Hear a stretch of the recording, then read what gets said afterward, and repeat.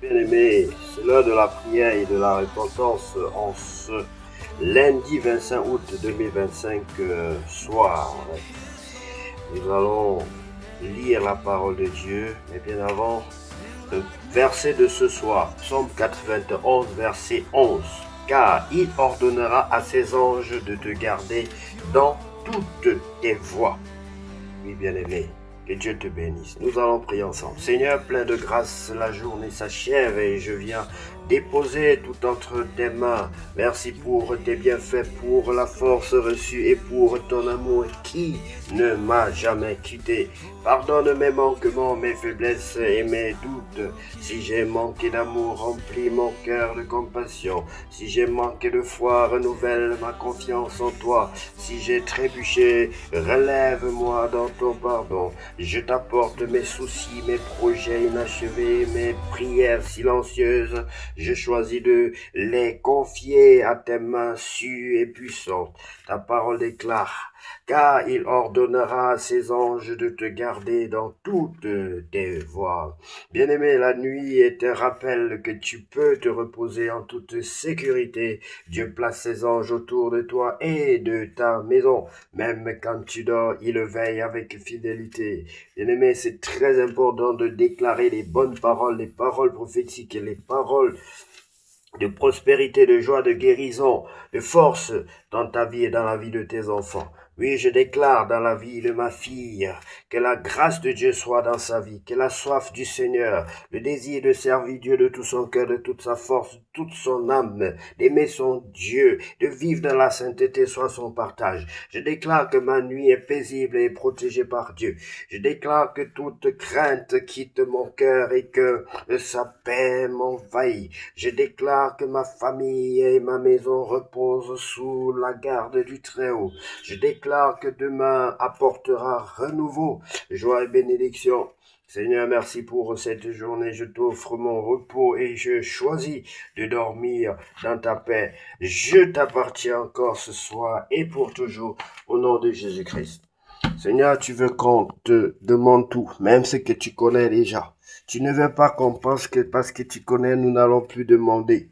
Oui, bien-aimé, Dieu connaît tous nos besoins. Il connaît tout parce que c'est lui le créateur de toutes choses. Mais il faut quand même le lui demander. Il faut demander ce que tu as besoin. C'est certes, il connaît. Dieu est un père, bien-aimé. Même ton père connaît ce que tu as besoin. Mais il attend que tu lui demandes parce que c'est ça le principe. Le principe qui amène, qui régit la vie familiale, père-enfant. Le père est honoré lorsque son enfant lui demande. Dieu aussi est honoré. Si Dieu nous donne tout sans que nous ne lui demandions quoi que ce soit, donc on n'avait qu'à devenir des soumières. On n'avait qu'à devenir des soumières, donc on reste comme ça et puis les choses tombent directement. À chaque fois ça tombe, ça tombe. Mais où est la communion? Dieu veut qu'il y ait une communion entre lui et nous, bien-aimés. Comme ton père, ta mère a besoin, elle veut qu'il y ait une communion, un échange entre toi et lui. Soyez bénis, bien-aimés. Si tu sais, toi, que tu n'as pas encore reçu le Seigneur Jésus-Christ dans ta vie, comme ton sauveur personnel et ton Seigneur, je veux t'inviter à le faire ce soir. Dieu a tant aimé le monde qu'il a donné son Fils unique, afin que quiconque croit en lui ne périsse point, mais qu'il ait la vie éternelle. Jean 3, verset 16. Bien-aimé, si Dieu a envoyé son Fils unique, c'est parce qu'il y a eu deux êtres. Les deux êtres qu'il avait créés étaient des pécheurs.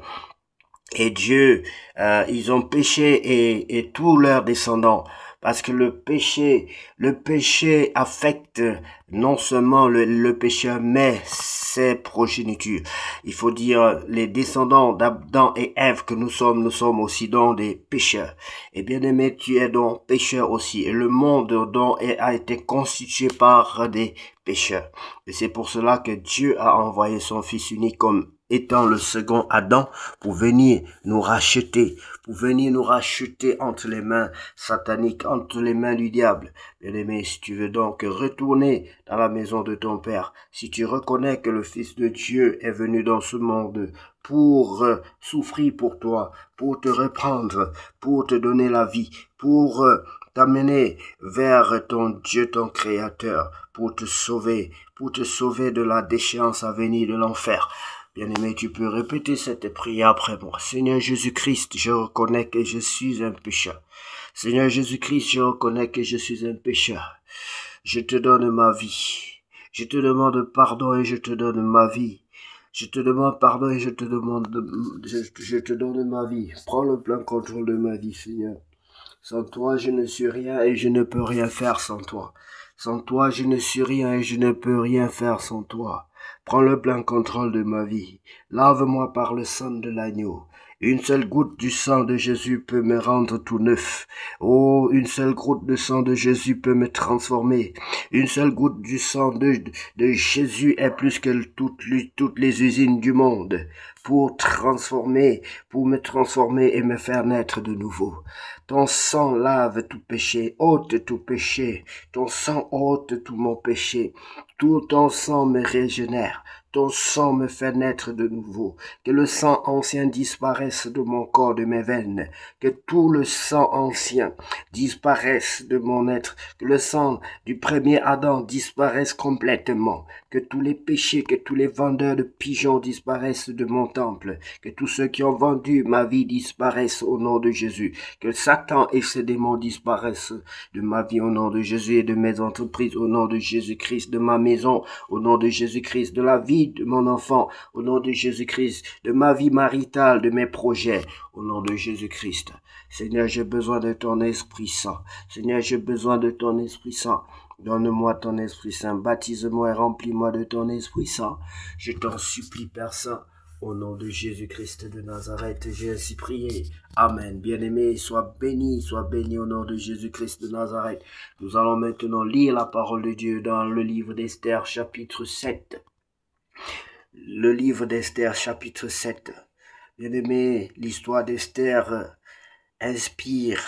nous inspire dans plusieurs domaines. Il y a beaucoup de leçons à tirer. Il y a beaucoup d'exemples à suivre dans l'histoire d'Esther, bien-aimé. Et aussi, il y a des exemples à ne pas suivre.